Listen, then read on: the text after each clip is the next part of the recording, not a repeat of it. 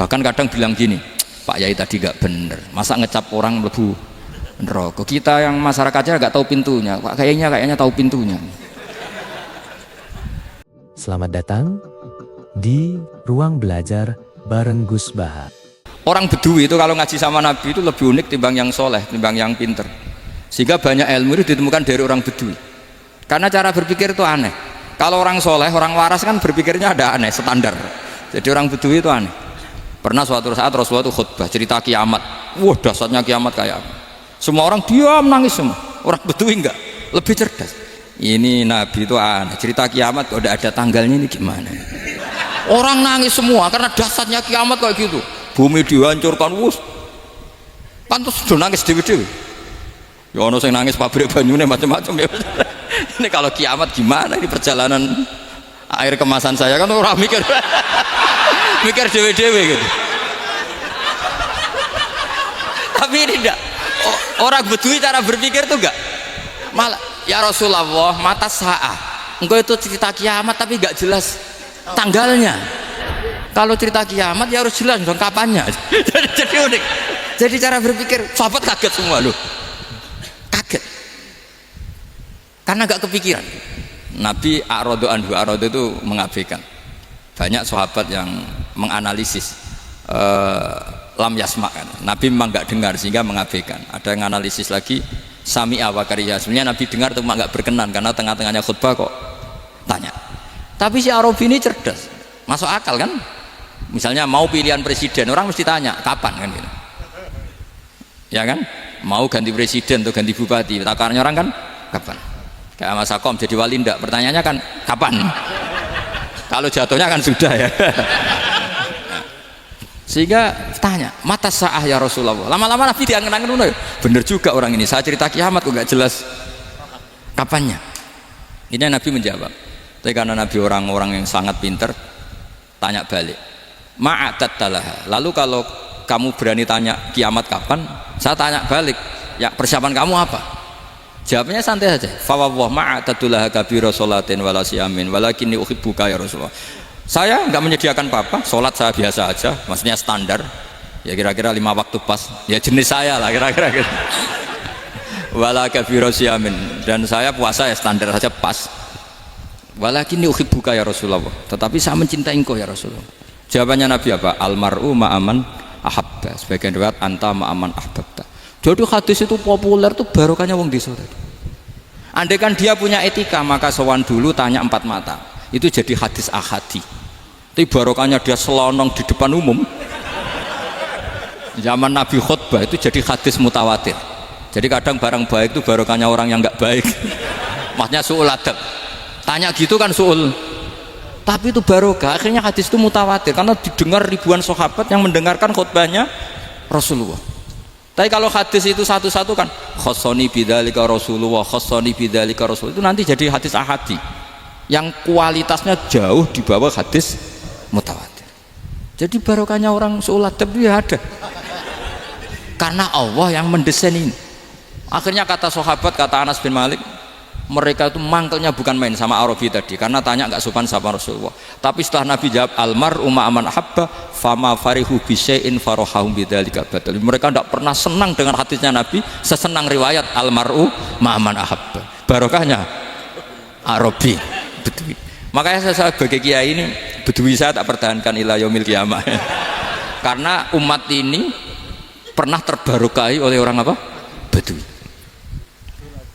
Barokai suladab tadi. Jadi mohon ini supaya majelis ini kan majlisul itorti Rasulullah, coba terlatihlah mengatakan Allah itu subjek, Allah itu al-fa'ilul mukhtar, Allah itu al-fa'ilul mukhtar, Allah itu yang menentukan alam ini.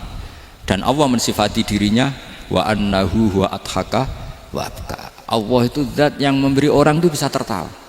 Dan Allah juga yang memberikan orang itu bisa menangis. Mbok kayak apa kamu neror umat, wah amal nggak mesti diterima gini-gini. Ternyata neng majelis nangis ya, mulai guyu. Kadang guyu-guyune ngenyak tenang nih. Daripada apa ya agak-agak merodok orang yang dohirnya beda dengan batinnya, nggak perlu distatuskan seperti itu. Ya sudah biasa saja. Jadi, nah fi muqaddimihim, imam besar dalam manhaj ini namanya Abul Hasan apa? Asyadzili. Abul Hasan Asyadzili itu kalau ada orang tanya gini, Beb saya ini susah, sholat saya tidak mesti diterima Allah gini-gini, marah. Enggak usah. Kafa bika jazaan an radiyaka laka ahlan. Sudah kamu ditakdir pernah sujud itu sudah keren. Saya itu andaikan dapat kabar dari malaikat bahwa sholat kamu tidak diterima, saya tidak susah. Bukan karena sombong, pernah ditakdir sholat sujud ning Allah itu keren. Kayak apa malunya kita ketemu Allah kemudian kita di bumi tidak pernah sujud. Makanya itu Abul Hasan Asyadzili kowe ora usah mikir sholatem ditampa ta ora usah mbok mikir. Kowe ditakdir tau sujud itu hebat. Kafa bika jazaan an radiyaka laka ahlan. Cukup kamu mendapat balasan dari Allah, kamu pernah ditakdir sujud. Gak perlu ngaji alim alama, gowo sawi ngalor ngidul jalalain keren. Paling gak malaikat pernah melihat kamu, wah gowo tak kitab kuwedi. Gak penting pahammu, gak penting. Karena isra bakat paham Mas. Jadi Abul Hasan Asyadzili adalah orang yang, dan itu Al-Hasani ya, dan itu Al-Hasani. Makanya macam-macam kita yang Al-Husaini sudah kita punya Faqih Muqaddam, punya banyak lah. Di Al-Hasani yang paling populer diantaranya adalah Abul Hasan Asyadzili. Beliau tuh kalau ngendikan sesuatu itu positif terus. Termasuk itu ketika ada orang resah sholat saya diterima ndak, kata beliau wes sing sempurna ditakdir tahu sujud. Saya itu sebetulnya kadang-kadang yang miris, wes sholatku tompo ta ora, tapi saya sangat sadili, sangat sadili. Saya nggak pernah berdoa ya Allah ibadah kami jenengan terima ndak, karena takut kalau doa gitu keterusan itu terus ditompo ora, akhirnya keterusan gitu, akhirnya ngenes. Masa orang pernah sujud ngenes?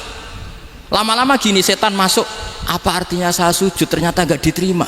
Lu wong kawula kok iskal tentang pernah sujud. Itu kan ibarat gini, kamu ngasih uang sama orang tua kamu, misalnya Habib Soleh ngasih uang Habib Ali, terus apa artinya tak kasih, kemudian beliau tidak terima kasih, itu kan lucu. Terima kasih tidak terima kasih, seorang anak ngasih orang tua itu keren. Makanya saya bangga dengan Habib Soleh ketika beliau mengumrohkan Habib Ali, sudah mendaftarkan haji Habib Ali. Nggak usah mikir diterima apa enggak, wes keren, itu sudah perilaku yang keren, yang hebat. Makanya saya sering ada orang mau cerai tanya saya, Gus saya ini cerai gak, istri saya kurang ajar gini. Gak usah, tapi bojo kula judes. Uang di bojo itu keren, paling gak kowe ra darani jomblo.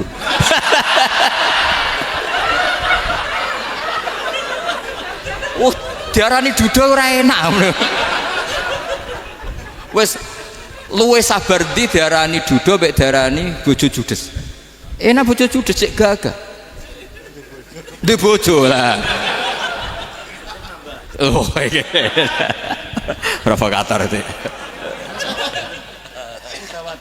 Jadi kafabika jazaan an radiyaka laka ahlan, sudah ditakdir pernah sujud itu sudah keren. Dulu ulama ala hadan nampak. Ulama dulu cara berpikir seperti itu. Makanya ulama dulu kalau nafsiri wasjud waqtarib sudah pernah sujud. Di Quran nggak pernah ada ayat wasjud san sujudo siro ingkana kada wa kada ingkunta mutayakinan dikabuli sujudi, kan ada sujud ya sujud saja, tidak usah mikir makbul apa tidak makbul. Sudah kalau sujud pasti waqtarib.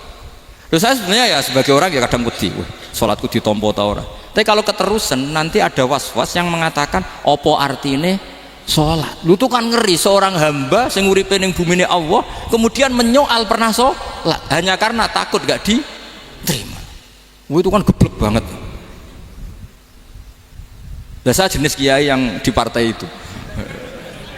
Saya enggak tahu kalau keneng dikom.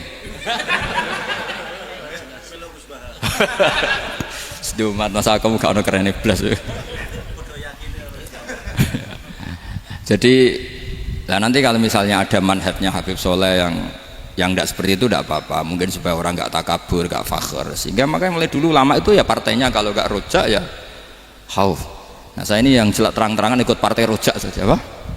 Partai rojak, karena banyak yang sudah di partai khauf.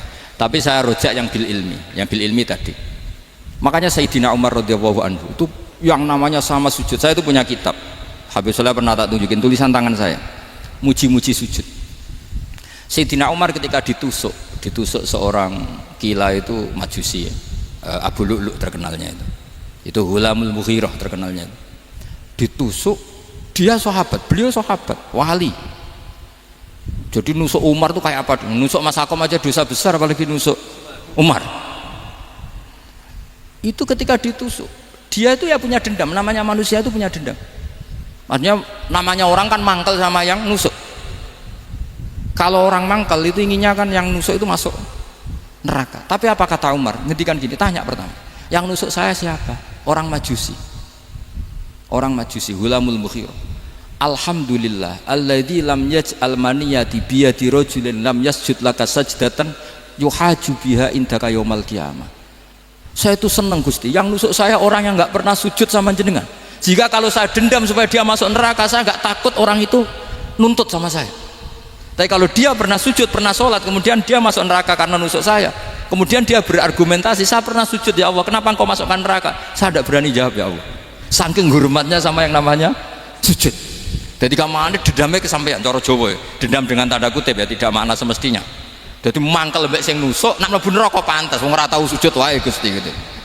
Tapi kalau pernah sujud kemudian dia masuk neraka karena saya, bisa yuhajuni biha yaumal qiyamah. Jadi kayak apa sujud? Saya apa? Nabi itu kalau muji sujud sampai ngingatkan wa hatta takuna sajdatul wahidatu khairan minad dunya wa ma fiha. Nanti kalau kamu di akhirat ketemu Allah, kenangan terbaik kita apa? Di dunia pernah sujud. Keren aja. Cara ning pondok wis tau bayar seharian lho. Cara sowan kiai tau ngamplopi Mas. Wis go jajan. Nah tapi kadang setan itu masuk tadi. Apa artinya sujud gak mesti ditompo, apa artinya sowan Habib ngaturi ra mesti ditompo, ngaturi kiai. Akhirnya ada ketakutan. Nah kalau ketakutan ini berlebihan lama-lama, ma faidatus sujud. Wah itu sudah buruk sekali, wong hamba kok tanya ma faidatus sujud. Nah ini di pentingnya mazhab-mazhab Syadzili. Jadi saya ngaji agak-agak uraan ku amdan. Kalau ini watak sudah bukan. Jadi uraan itu ada dua, ada yang amdan bismil ilm, ilmunya banyak terus milih manhaj. Insya Allah saya partai itu. Ada yang uraan bakat Mas. Ada ya? Ada apa banyak? Nah sebetulnya khauf juga gitu Bim. Ada khauf itu karena ilm. Ada Habib alim alama atau kiai alim alama, dia tahu masyarakat kalau ngikuti Gus Bak nanti jadi fakhr, kurang tawaduk, terus dia milih partai khauf. Nah yang buruk itu ada kiai yang milih khauf pancen dari awalnya sati cilik ya. Jenisnya wis sati. Jadi sebenarnya dia tidak cukup ilmunya nerangkan khauf, cuma jenisnya wis sati cilik. Wong ning omah iku lawang dikunci ono gludak-gludak, ono hantu putih. Jadi ya sama, yang bawa rojak bisa bawaan dablek, yang bawa khauf bisa saja bawaan ati cilik. Nah kita ingin yang bawa rojak ya bismil ilm, yang bawa khauf juga bismil ilm. Ya ono teh Mas, wong sing ati gede, pegawene dua blek, tapi enggak bawaan rojak, memang bawaan dablek. Ada yang ati cilik tapi bawaan khauf. Jadi mengatakan khauf tapi sebetulnya bawaan ati cilik. Nah kita inginnya ndak, kalau rojak ya bismillah kayak Abdul Hasan Asyadzili, kalau yang kampanye khauf kayak Sayyid Abdul Haddad bawaan apa? Ilm. Sehingga kita ini kul inni ala bayyinatin mir rabbi, semua itu berdasar ilmu sing jelas welo-welo. Makanya semua nabi memaklumatkan apa? Kul inni ala bayyinatin mir rabbi. Jadi semua ilmu syaratnya apa? Bayyinah itu kebenaran ilmiah sing jelas welo-welo. Makanya itu yang disebut Allah Subhanahu wa taala mensifati kekasihnya yaitu Nabi Muhammad sallallahu alaihi wasallam, lam yakunil ladzina kafaru min ahlil kitabi wal musyrikina munfakkina hatta ta'tiyahumul bayyinah rasulun minallah yatslu suhufan mutahharah. Niku Kanjeng Nabi saking cerdase meneh tek wong Islam, wong musyrik, wong kafir ngerti logika yang dibangun Nabi saja kuat infikak dari kemusyrikannya. Makanya disebut munfakin. Orang-orang musyrik, orang-orang kafir tidak munfakin, tidak tercerabut dari akar akidahnya hatta ta'tiyahumul bayyinah. Itu siapa? Rasulun minallah yatslu suhufan mutahharah. Masyhur itu debatnya Nabi dengan orang-orang musyrik. Mereka bilang, ya Muhammad, kita ini urusannya banyak, kasusnya banyak, lalu anda mengajarkan ke Tuhan satu, masa urusan banyak cukup Tuhan satu? Itu enggak fair Muhammad. Aja'alal alihata ilaha wahida inna hadza la syai'un ujab. Urusan kita banyak, masyakil kita banyak, muskilah kita banyak, kalau Tuhannya satu tidak cukup Muhammad. Nabi dengan santainya memberi penjelasan, ya sudah gini saja, kalau kamu jadi budak atau pembantu, majikan kamu banyak, semuanya merintahkan kamu, semuanya bikin aturan untuk kamu suka enggak? Ya gak suka Muhammad, kalau majikan kita banyak repot. Ya sudah, Tuhan kamu itu majikan kamu, kalau banyak perintahnya beda-beda kamu pusing, Ya udah mat, Tuhannya satu aja mat. Karena Nabi bayina, orang itu bisa dibalik-balik pikirannya. Dan makanya disebut daraballahu mathalan rajulan fihi syuraka mutasyakisuna wa rajulan salamal lirajul hal yastawiyani masalah alhamdulillah. Jadi Nabi itu kalau adu argumentasi itu luar biasa. Jadi segampang itu Nabi memberi apa? Argumentasi. Karena beliau adalah al-hujjatul balighah. Jadi Nabi itu gak pernah kelak.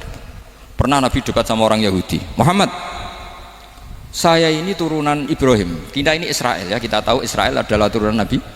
Israel nama lain dari Yakub. Yakub bin Ishak bin Ibrahim. Padahal Yakub ini punya anak namanya Yahuda. Makanya Yahuda bin Yakub bin Ishak bin. Kita ini yang mirip Ibrahim, bukan kamu. Tapi orang Yahudi itu nggak hafal nasabnya, sehingga mereka bilang kita ini saking baiknya Ibrahim saja pengikut kita. Terus digojlok oleh Nabi. Ibrahim itu buyute Yahuda. Makanya digojlok, ha antum haula'i hajatum fi ma lakum bi ilm falimatu hajuna fi ma laysa lakum bi ilm. Kita adu debat itu sudah ilmiah, kenapa kamu menjadi tidak ilmiah? Kenapa Muhammad? Terus Allah menurunkan wa ma unzilatit tauratu wal injilu illa min ba'di afala ta'qilun. Artinya gini, kalau Ibrahim dikatakan Ibrahim Yahudiyah, itu sama dengan saya berkali-kali podo karo sampean misalnya ngendikan Mbah Zubair itu pengagumnya Gus Roji misalnya. Padahal Gus Roji bin Ubab bin Maimun bin Zubair, misalnya Gus Roji bin Kiai Haji Ubab bin Kiai Haji Maimun bin Kiai Haji Zubair. Nah Ibrahim itu kan Yahuda bin Yakub bin Ishak bin Ibrahim. Terus mereka bilang Ibrahim itu pengikut Yahudi. Itu kan kebalik-balik. Kayak Habib Hasan itu pengagum Habib Soleh. Kan Habib Hasan rohnya ini gimana, ini sih mbahnya kok dianggap. Nah sehingga orang Yahudi ketika Nabi berdebat beda dengan Nabi Muhammad SAW. Ketika ditanya kenapa kamu yakin agama tauhid millata abi, karena ini agama nenek moyang saya, millata abikum apa? Ibrahim. Jadi jelas akhirnya orang Yahudi ngerti. Ya kan sama dengan mengatakan tadi Pak Karno itu pengagum Puan Maharani, kan aneh nggak kalimat itu. Mbah Hasyim Asy'ari itu pengagum Gus Dur, gak lucu itu debat. Jadi Nabi itu orang yang bayinah itu kalau menerangkan kebenaran itu bahkan orang kafir pun bisa infikak, bisa munfakin, tercerabut dari akar kekafiran. Nabi itu mudah sekali merubah logika. Makanya di Quran sering ada kata aro'aitum, karena memang tadi. Nah saya mohon apapun pilihan anda rojak kayak Abdul Hasan Asy'adili tadi, ketika orang resah sujudnya diterima apa enggak, sholatnya diterima apa enggak, beliau bisa berargumentasi betapa pentingnya sujud. Wes sajom kowe iku kawula, tahu sujud iku keren. Saman bayangkan betapa malunya kita kalau kita ketemu Allah kemudian di dunia enggak pernah. Lho paribasane kula mlebu swarga lah iku isin. Mlebu swarga tapi ning donya ora tahu isin. Sama seperti kowe di guru sak urip-uripmu ora tahu salam templek isin. Kira-kira seperti meskipun salam templek ora penting ya ora penting tuh, misalnya soleh salam templek 50.000 duwe wis akeh ngono kan. Nama sakom penting kudu rokok. Itu bukan nilainya kok, betapa malunya kita. Saya dulu mau sarang, andai kan tidak pernah khidmah sama iya malu tenan sebagai apa? Santri. Makanya Sayyidina Umar ketika beliau dibunuh orang, itu pertanyaan pertama, dia pernah sujud enggak pernah. Andai kan dia pernah sujud, maka saya tidak berani masukkan dia masuk neraka. Takutnya dia protes sama Allah, ya Allah saya pernah sujud kenapa harus di neraka. Atau Umar ditanya Allah gini, Umar kue ridho wong sing tahu nyembah aku kemudian dia di neraka, kayak apa? Jadi makanya Umar ketika wafat ketika alhamdulillah alladzi lam yaj'al maniyati biyadi rajulin lam yasjud laka sajdah. Ya jadi saya mohon sekali jadi majelis ini sebuah majelis mubarak, caranya tauhidnya dibenarin ya, tauhidnya dibenarin. Jadi Allah itu adhaka wa abka, Allah itu al-hadi, Allah itu ar-razzaq. Sehingga menteri ekonomi mbok salah rumusnya lah wong tetep mangan. Mergo Allah itu ar-razzaq. Mbok negara dikelola keliru lah wong tetep mangan, wong Allah itu ar-razzaq. Kiai ya rada akeh sing di masalah. Tapi ya tetep agama ini jalan. Lho andai kan syaratnya agama ini kiai ini bener, wah ya repot. Kowe iso bayangno masakom bener terus. Tapi agama ini berkali-kali, coba di TV itu banyak nyun sewu, ada ustadz, ada kasus apa, ada kiai, kadang ada masalah hukum. Agama ini jatuh enggak masalah. Padahal di TV itu sudah dinasionalkan kan, ada kiai terlibat kasus hukum atau ustadz tertangkap karena melakukan apa gitu. Tapi enggak ngefek, karena agama ini bihifdillah wa biriayatillah. Sama. Negara mana-mana kadang manajemen ekonominya enggak jelas, tapi masyarakat ya makan karena Allah Razzaq. Sama, aku kancanan Mas Akom mengeluh, tapi Allah adhaka, akhirnya iso guyu.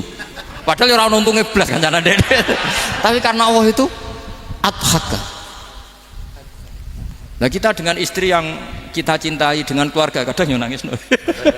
Karena Allah itu zat yang bisa memberi abka. Wa annahu wa adhaka wa abka. Terus wa annahu wa amata wa ahya. Kita tidak ingin mati, ya mati saja karena kita objek. Nah, hidayah itu seperti itu. Allah al-hadi. Apa? Allah itu kayak apa Korea, negara ateis. Enggak kebayang di sana ada ngaji Aqidatul Awam, Mabadi Fikih. Sekarang banyak. Saya tuh kalau beli Aqidatul Awam kerdusan tak kirimkan ke Korea. Sebelum saya ke Korea, karena sebagian santri saya di Jogja. Di sana ada ngaji Aqidatul Awam, ngaji Takrib. Bahkan saya di sana dilakokno sakduna fid dunya.